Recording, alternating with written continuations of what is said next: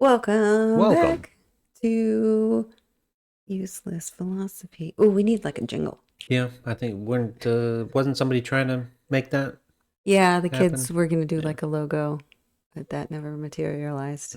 that's okay. It's okay. We'll How just are have. you? I'm doing all right. We'll just have the tiny one jibber jabber into the thing. You doing good? Doing all right. Good. Living the dream. Woo. We're here today to do a full episode. Do you have your thing? I do. Yeah, I got to look it up. You have to look it up. Yeah, I wrote See, I'm runner. so intrigued. Yeah, I wrote one or two down. I can't remember which. Oh, do you know which one you're gonna do? I don't remember which ones they are, so I'll have to Oh, look and okay. check. Yeah. Okay, good. I have my thing. I'm really excited. You know what the main topic is? Nope. Do you want to play a game to see who goes first? Sure. Do you really? I thought you were going Sure. to say no. What game do you want to play? Mm-hmm. Rochambeau? Sure. 2 out of 3? No, sure. One out of three. 2 out of 3 is fine. Yeah. Okay, ready?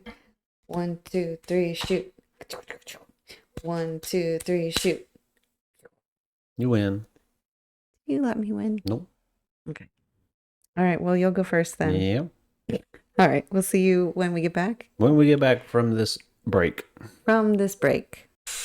We're here to encourage you to like, Share comment, and subscribe. hit the bell for notifications. Ding. Do all of those things for us, please. And thank you. We'll continue to bring you this super fun philosophical content. Useless for everyone. Mm-hmm. All the buttons. Hit all the buttons. We'll see you on the other side. I winked. That was weird. Bye. Not at all hot take, a lukewarm look at something that has happened that I'm like, I would like to offer my 2 cents on that subject. Let's take a lukewarm look at something nonsensical and fun. I'm kind of hype about this one. Okay. The other day, do you remember me telling you what I'd found? Not that vaguely, no. I found all 2 seasons of the WB's Popstars. Right. I have a lukewarm take on it. Okay. These poor kids, 1, and 2, like, what did we do to our pop stars? In the first season, the group was whittled down to 5 women, all in their early 20s, and they had a #1 single called Get Over Yourself. It's Eden's Crush. Have you heard of that? I've heard of that, yeah. Yes, but they were like really big for a minute. Mm-hmm. And then their record label folded and they kind of were made to disband. Yeah. The second season isn't as good, obviously, like that's kind of how it goes. And they introduced boys into the mix. So it was young ladies and young men. And they had a co-ed group. And they're also just fine. But they put these kids through the ringer. And that they come out the other side of it quasi-human. I think for them in that moment, like, of course, they're like, this is my dream, my wildest dream coming true. Yeah. Right. Do whatever I got to do the thing. Yeah. I can't imagine what it's like looking back on it now because I watch it and I'm like, oh my, let them sleep. Like, like let them rest. They should have some water. But they still achieved incredible things. Yeah. I think of like Simone Biles, right? Think of all the gymnasts that came before her and like they were all great Olympic athletes. But once you put the focus on like care for the athlete, like legitimate care for the athlete, look at what happens. Like after she was like, I'm done. I need to like chill out for a Yeah. minute. Yeah. It just explodes in potential, right? And I feel like that was such a missed opportunity, like to really cultivate these young women and their talent and their voices and their performance abilities. Yeah. But instead, they're just like, no, we're going to grind you down to like just go. Anyway, I'm very impressed with all of them, all 10 of them that made the groups. They all seem to be relatively normal. That's good. A few of them have gone on to continue in that industry.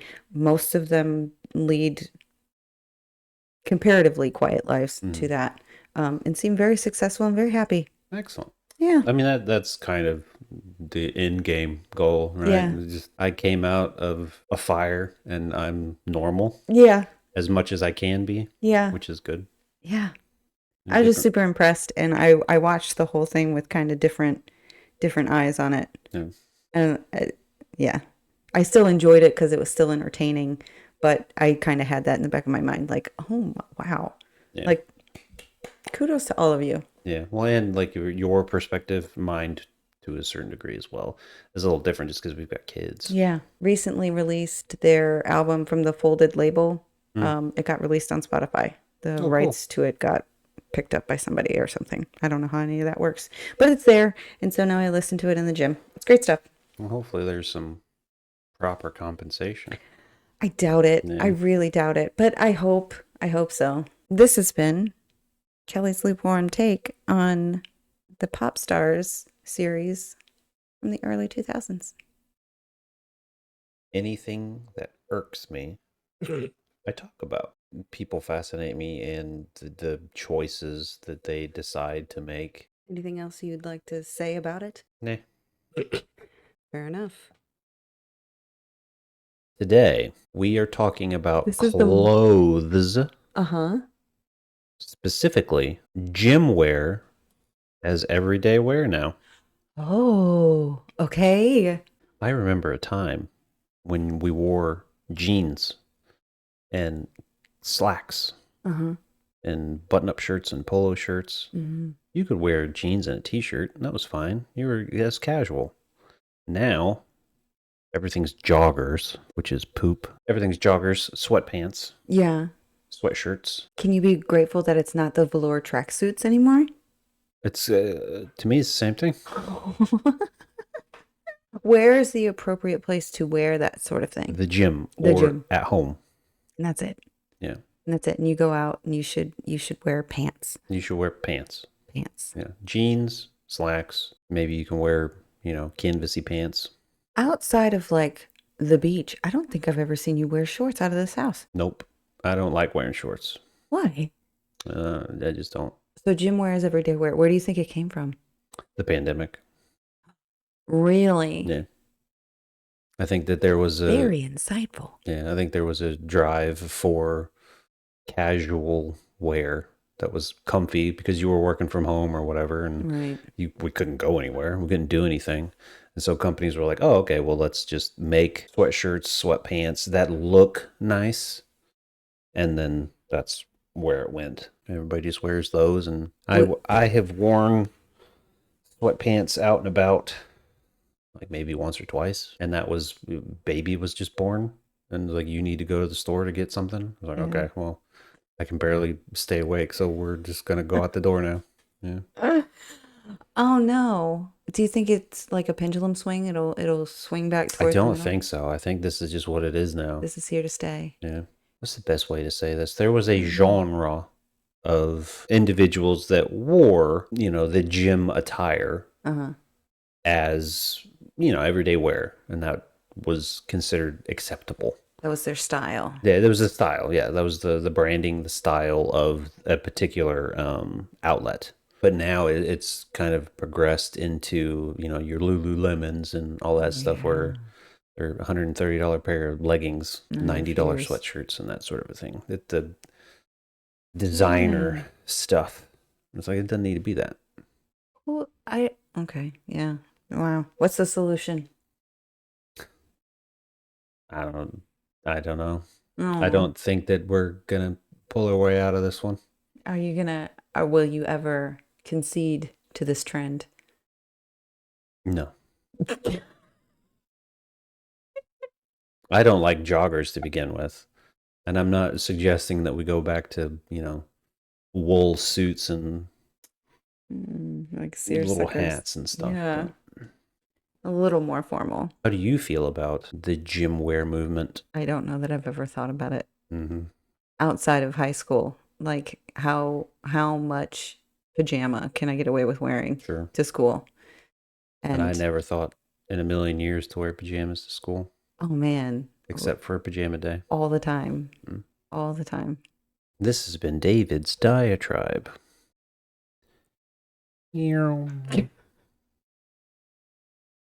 You never know what the main topic is. I never do. You like it that way. I do. It surprises you, excites you. Excites, intrigues. I don't know if it ever shocks me. Well, that'll be my goal, is to shock you. Welcome back. Welcome back to our main topic today. We're going to keep it light, keep it airy, keep it fresh. Okay. And talk a little bit about our philosophy on a thing. You don't know what the topic is. Nope. You never do. Never do. But I'm about to give it to you. And can you tell that I'm bouncing between two things in my head? Kind of. Yeah. Could you really? You're trying to figure out where to start. I don't know which direction I want to go. I'm thinking of which one to lead with to maybe see if we get to where the other one is. Okay. This is where we'll start. We'll see how it goes. Okay. We have recently been treated with a couple of interactions, if you will. And it's kind of put me and you face to face with something that I didn't realize was so rampant as it is in everyday life, but also in the microcosm of our immediate family and surroundings. Do you know what I'm about to say? Nope. Okay. So I want to talk to you about denial. Okay.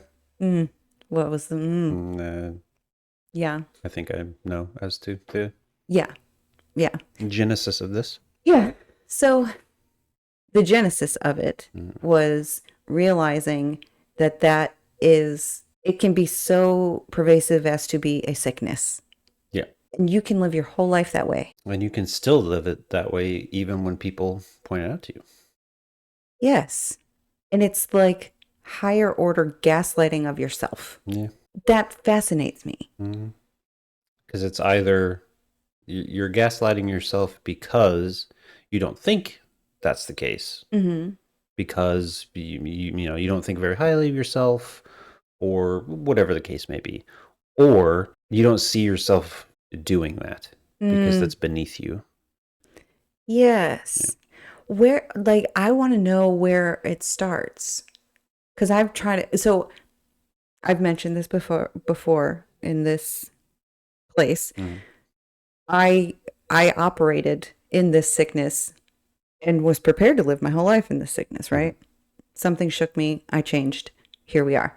I'm trying to trace back to, like, where did that kind of grandiose way of thinking as an adoption of a life plan, like, where did that happen? And how does that happen? Where does it start? Parents, it can come from a coworker, usually higher up, a significant other, sometimes. Yeah. But it's usually someone that you deem worthy enough to care, like you care about each other enough to, like, hey, man or lady, what's going on? Yeah. And so that it breaks down that sort of walled off barrier. Yeah. And so you kind of, you let it down a little bit so you get a little bit more emotional, a little bit more connected to open. Yeah. Have you ever been like that? I don't know. I'm with you, sure.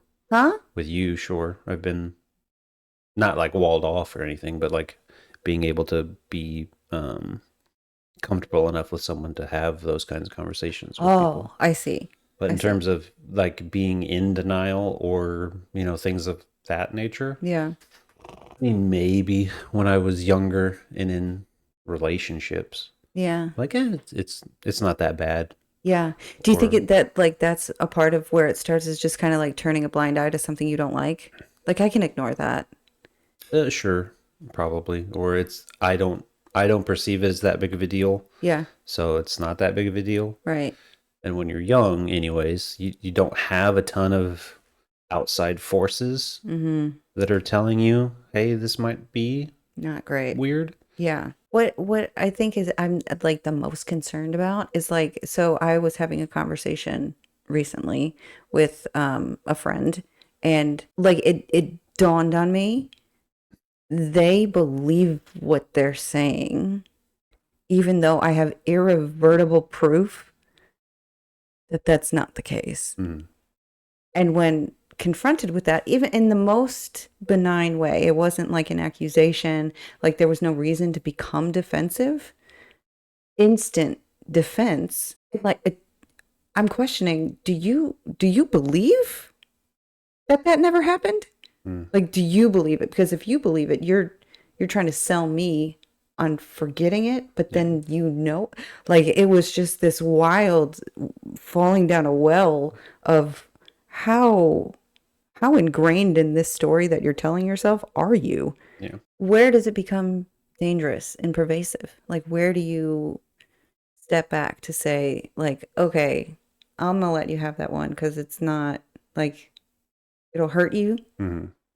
And then where is it like, okay, we need to intervene on this because you are hurting you. We've talked about this as it pertains to you. Yeah. And how you have said that no matter what anyone said, you wouldn't have believed them. Yeah. It took you to get out of it. Depending on how stubborn and how ingrained it is in someone, Yeah. I don't think anybody can. You can't just get out of it. You can't push somebody out of denial. No. Not if they don't want to be. Someone can hear it once or twice, but if they keep hearing it, then they're being attacked. Yeah, and then they just perceive themselves as being attacked. They just put you at arm's length. And then they just don't care anymore. Yeah. Yeah. And I have a lot of relationships, very formally, very close relationships that operate at arm's length now because that's like because I grew up in an atmosphere where that was the thing, right? And you planned your life as if you were already living in the great beyond of everything you've ever wanted, and then you make plans in that place, and if you let your mind occupy that place long enough, like you stop looking at what's around you, and you're always like, oh, it's just beyond the corner. And then when that happens, all the other great things will happen, and we're going to do this and do this and do this. And so like coming out of that, when I hear that now and I say something like, but what about the reality of what's in front of you? I don't want to talk to you. Yeah. You're no fun. Like, oh, okay. Yeah. I mean, you're not. Well, and that's the thing too, right? Depending on the person that you're talking to, it's enjoyable for them to deny. Because it goads me, kind of thing. Well, it goads you, but it's also they get to reaffirm what they believe to be true. Sure. And so they get to explain to you why you are wrong, or why you don't understand, or however nice you can be with that. Yeah. And if you get more persistent, then that's kind of when it goes, okay, well, I'm not talking to you because you're just not understanding me, or you're not listening to me, or you don't love me, or whatever. Yeah. Well, yeah. I mean, it is so ingrained in me that when you, an outsider to a lot of these situations, are just the voice of truth, like, because you don't have a stake in it, right? And when you come into that conversation where you're like, no, and you cannot be persuaded to drop the truth, then you become the bad guy. A couple times, yeah. But that's a whole different narrative of denial. It is, yeah. And that has Where does it stop? Well, I mean, that has its own intent as well, right? Oh, yes, absolutely. That intent is, he is ganging up on me. You need to come save me from him. Yeah, that's your partner. That's your husband. Why is he like this? You need to defend it now to my satisfaction. Yeah. And if you don't, I'm going to be ruthlessly mean to and about him forever. There's a lot of that in the world. Yeah. And I'm desperate to know why we do it to ourselves. I mean, we do it to ourselves just because we're mean. Like, we're in our own heads all the time. We don't get to go anywhere else outside of our head. Yeah. And so that's just all we deal with. But where in our, to make it kind of way too philosophical for a second, like where in our developing monkey brain did augmenting your reality by sheer will of your mind's eye Hmm. become a thing. Like all the brain processes that requires Yeah. is immense. Yeah. I mean, I want to say social media, but it could probably go Uh, back further than that. yeah. At what point does denial and ambitious intent cross paths? Denial and ambitious intent. Yeah, so like you're going to ignore the reality of your surroundings now and dream up a better future. But the work that you put in ignoring your reality in order to propel yourself to that future, Mm-hmm. where do those paths cross? It depends on the person. Because I mean, how many stories have we read where, I mean, we work in that sort of environment where people have been at a place for 3 months and they Mm. expect to be promoted to a Mm-hmm. thing because they are better There is than no list. this person. And There's it's like, no yeah, list. There's no master list somewhere of seniority or ability that's like yeah. you're next. It feels like it's been around for a while. I mean, as far back as I can remember, Yeah. anyways. Do you think denial can be hopeful I mean, when you start crossing into that yeah, I mean, it can, right? ambition? Like, I mean, this is going to sound bad, but you're a prime example of that, where people tell you you can't do Oh, something, sure. and so, oh, well, That drives me. watch me. Yeah. Yeah. Like Yeah. there are different forms of denial and pressure to fall in line, to Yeah. do what you're told, that Yeah. sort of a thing. I guess I'm asking the question from a place of kind of fear. Mm, Like, I know I've lived in the dangerous kind before, yeah. and I know I've come out of that before, but I also know I've lived in the ambitious kind and it has paid off. Yeah. Where's that line between the two? I'd like somebody to draw it. How about you? Go for it. It depends on the stakes, I guess. Oh, okay. Have you ever had that kind of, denial, ambition, go-gettedness? Because I can't imagine walking into the Marine Corps, you're like, I can do this.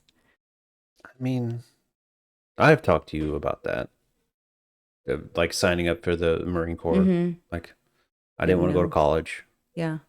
Like, school was okay, but I was not a super huge fan of school. Yeah. Um, I took a year off to figure out what I wanted to do, Mm-hmm. and then a Marine Corps recruiter was like, "Hey, What's up? yeah, do you want to join?"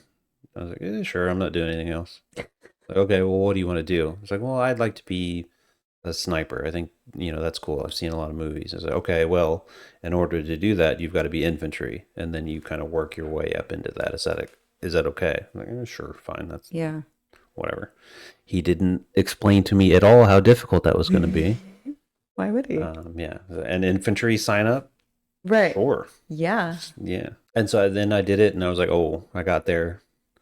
And this was very tough and yikes. McGee. Yikes. Was there ever a moment where it switched where you were like, I can do this? Yeah, I mean, once like the first couple weeks in boot camp, like you don't understand what's going on, Mm. and so you're like, "What?" Everyone's yelling, and All the like time. everybody's mad, and I have no idea what I'm doing, and Yeah. like I was a mama's boy, so like I didn't have a whole lot of life experience, Yeah. and so there were times when the group needed you to perform, Yeah. and I was like, I don't know what I'm doing. And then, you get to a point where like, oh, okay, we're not mad. We are training our voice to yell consistently and concurrently Mm. because we can't lose our voice in the middle of a war. Right. The regimen of, tidiness and cleanliness, and you need to do things a certain way all the time. Everybody needs to put things where they need to be, blah, blah, blah, blah, blah. That's just It just making sure started that, to like click in. yeah, like you're doing all of the things that you need to do to make sure everybody else is safe and clean and whatever. Mm-hmm. And all of that just kind of clicks into place and you're like, "Oh, okay. This is just a job. It's a weird one, but it's a job." That's where you landed? That's where I landed, yeah. It's a job. Wow. Yeah. That's Yeah. fascinating. But just like through trial and error, trying to figure out, because I've told you the story about climbing the rope. Yeah. Like I couldn't do it, didn't know how. Then just one day I was like, okay, we're doing the dang rope again. Here we go, and I just went up. Yeah. And I remember getting to the top and be like, holy smokes, I did it. And then a drill instructor was like, what are you doing? Get the hell out of here. And I was like, ha ha ha. But like, I was able to do it. And I then bet it felt good. it did. And it was just About like a halfway up, I was mindset. like, I'm doing it. He's doing it, Peter. Was it just like mindset? I don't know what it was. Okay. I, whatever muscle memory there was clicked in, and the feet did what they were supposed to do, the hands did what they were supposed to do, and up we went. So we're dancing around the edge of the second thing. Mm. And I'm trying to see if I can get you to get there. It's something I've said before. Mm-hmm. It's something I said a lot during the pandemic, actually. You know, sometimes when you're feeling like it's all crap everywhere and Yeah. you want to just kind of escape in your mind and just be somewhere else and not do the thing. Yeah, I mean, like be present in the moment and like do it. Yeah. Because what else are you gonna do? Right. Right. I tell myself that all the time. I will have just like out loud conversations like, what are you going to do? Quit? What are you going to do? Yeah. And I've done that since I was a teenager. What happens if you give up? Yeah. It's that whole idea of, like nobody's coming to save you. Yeah. Maybe that's the difference. Maybe because I have lived both of those lives where this is tough, I can't do it, mom or dad help, and they will help. Yeah. And later in life, it's like no one is coming to help you. Yeah. You have to do this. They can empathize with you. Yeah. They can sympathize with you. They can hold your hand while you're sad Yeah. or angry or whatever it is. But like the work, no one's going to do it but you. Well, yeah. What are you going to do? Quit? And someone from my perspective, I'm going to show up and I'm going to do what needs to be done. Mm-hmm. I don't want praise. I don't want accolades. I know that I did a good job because I did it. Right. Or I know that I did a poor job because I did it, and I've got self-reflection. I know that, I may be screwed up on something, but, when I was younger, I did not want to make a choice because I was afraid of making the wrong choice. Mm-hmm. And so what better way to not make a wrong choice? Just don't make one. Right. And then obviously as you get older and you're like, that's not how life works. Doesn't wash. You have to make a choice. Mm-hmm. You can think about it later, but right now we got to go. Yeah. And then. Have you ever gotten so far down the road of a decision and decided to turn back? Decided to turn back? Yeah. Like, oh, I should have made the other choice. I can't really think of anything where I decided down a path and then it was like, oh, I got to turn the brakes on this thing and then reverse course. Most of it is, at least in my experience, we have to make a choice. We're going to go and do it. And then, later on down the line, it's like, oh, I can see the thought process behind both. Mm-hmm. This made more sense to me than this. This was right. Right. So it's that ability to reflect. Yeah. Do you think for me, I'm having little light bulbs go off? Like that ability to reflect in and of itself kind of kills the denial. Because if you can look back on something and be like, that was probably the reason that XYZ happened. Yeah, and I don't know how true this is, but it seems like most people aren't all that introspective of themselves. If they do make a decision, it's because it's best for them, the family, maybe community. Mm-hmm. That might be about the end of the list. Yeah.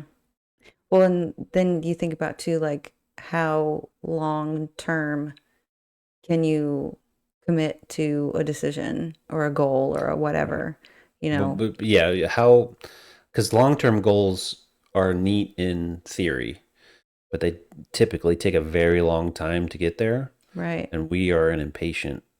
And that's where you start living in denial land of where like, I'm already there. Yeah. And you can skip all of the work. Yeah. I don't need to be impatient because I can make whatever my Yeah. dream world be and Yeah. then just live in denial about how awkward it is to get there. We just went in a full circle. That's crazy. What's the second topic? It's not a topic, and we really are just kind Mm. of swinging around it. And I'm trying to get you to say it. Mm. I really, really am. I've said it so many times. Mm-hmm. Come on, you can do it. You can. I'm gonna put it in your brain. Mm. Well, I thought I got there with the whole you've got to make a choice thing. Yes, yes. And you make the choice, and you commit to that choice, and then you set out to do it. And no matter what happens along the way, you're committed to that choice, right? Yeah. You're going to be from A. You've decided Yeah. that path from A to B. Mm-hmm. Like, what is that journey called? Mindset. Your drive? Yes. And despite all the obstacles, you will Achieve? Persevere? Yeah. Mm. Perseverance is a thing. Okay. Yeah. I've heard That's you say so it. anticlimactic. I've heard you say it a couple times. Yeah. Yeah. Perseverance is a thing. Mm-hmm. It's a real thing. It's okay to struggle through a thing. It's not okay to just give up. Yeah. When the goal is worthy, perseverance is a thing. Yeah. When the goal is not worthy, it's okay to like internalize, reflect, and try to pivot around to the other choice. Well, and it's okay to embrace failure too. Yeah, I struggle with that one. I still struggle with that one. Yeah. It's okay to embrace failure as long as you don't sit in it. Right. You can't park your car there. Yeah. I say that all the time too. Yeah. Like you can fail at something, but we got to try again. Mm-hmm. You think it has anything to do with the prevalence being very careful and trying to be succinct? Because I don't want to come across as insensitive at all. Because both people in this room suffer from anxiety, right? Have some level of PTSD. Yours very, very different than mine.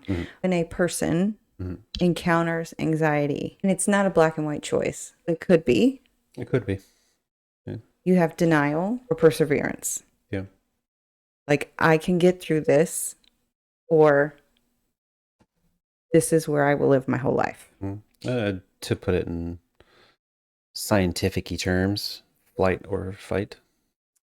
You think so? I think so, yeah. Yeah. They kind of, to me anyways, I can relate to either one. Yeah.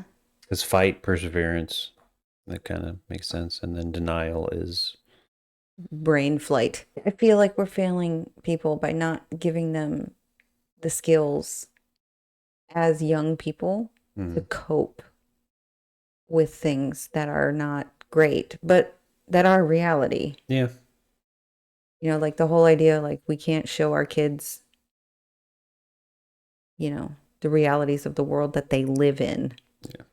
We can make it age appropriate and we can water it down, but just keeping it from them. Yeah, keeping it from them isn't the way to go. That's gonna suck. Yeah. Once they hit high school, college.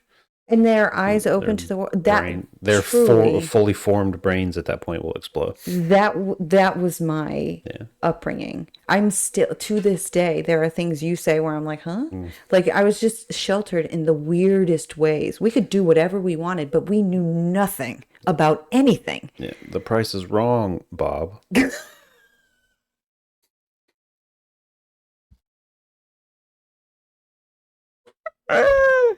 Whatever, TBS is great. But and there was several different points at which there was a great reckoning to be like, I was mad, I was resentful, like I was lied to, or feeling like I had been lied to, and I spent a lot of time in that anger. And at some point, lots of therapy later, just kind of decided to let it go. Like, I got there eventually, and now I hope to give my children more than I had walking into the world that they live in. Yeah. They have a right to know what they're walking into when they enter adulthood. Because unlike the boomers and the whatever that just are clinging to power, I intend to retire one day and just be like, good luck. It's Well, yours. and that's where I was gonna hop Don't in. Is break it. like, unfortunately, it's generational. Right. Like, we are how we are because our parents, Mm-hmm. and they were the way that they were because they are parents, Right. and our kids are the way they are because of us, and blah, blah, blah. And depending on how well everybody did, it depends on how well everybody else is doing. Yeah. Some people are doing okay, some people aren't. Those shifts, they're not seismic and they Yeah. don't happen overnight. They happen very slowly over Yeah. generations. And I don't like, what's the best way to go about doing it? Who knows? I don't think Who anybody is going to be knows? able to figure that out. What have we learned here today? Denial can be tricky. Yeah. And dangerous, And yeah. but also hopeful and provide relief from reality for a minute while you are trying to persevere through to the end. If you're willing and able to persevere. Yeah, and just making sure you hold on to the difference between those two places in your mind. Yeah. And it probably came from our monkey brains. Mm. We're brilliant, David. I like that. I like our conversation today. It was a good one. Yeah. What's our I topic? think we kept it as vague as we could, given the circumstances. Yeah. Sure. Yeah, so thank you for watching.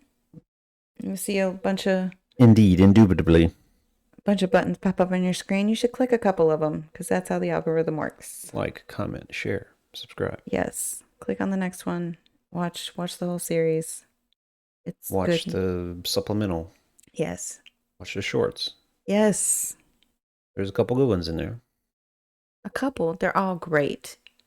Denial. All right. That's a great place to end it. Thank you for watching. We'll see you guys next week. Bye. Bye.